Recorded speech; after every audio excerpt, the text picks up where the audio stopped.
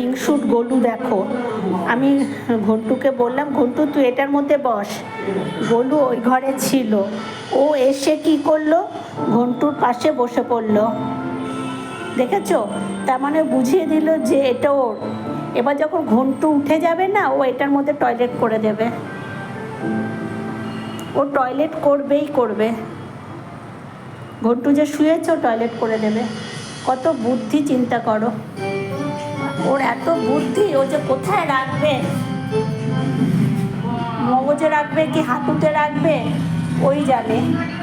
ওর বুদ্ধিটা ও কোথায় রাখবে। দেখেছো কত বুদ্ধি আর কত হিংসু। ও এসে এখানে বসে পড়লো।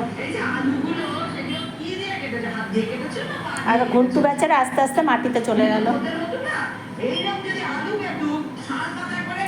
এত হিংসুট এটা। আর যখন ঘন্টু উঠে যাবে, ও যখন দেখবে এটা আছে খালি, ও এসে টয়লেট করে চলে যাবে।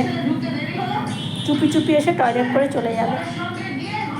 এই হচ্ছে আমাদের গোলু, তাই তো? এই হচ্ছে আমার গোলু। হ্যাঁ, ওর এত বুদ্ধি। দেখেছো মাঝে মাঝে ওকে কেমন করছে, ধমকাচ্ছে, তার মানে তুই উঠে যা। ওর এত বুদ্ধি। ও দেখো দেখো দেখো দেখো তোমরা শুধু, ওই দেখো উঠে গেল। দেখেছো? দেখো ওকে উঠিয়ে ছাড়লো।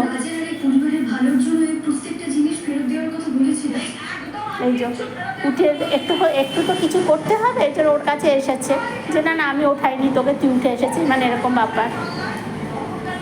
দেখেছো? তোমরা দেখো।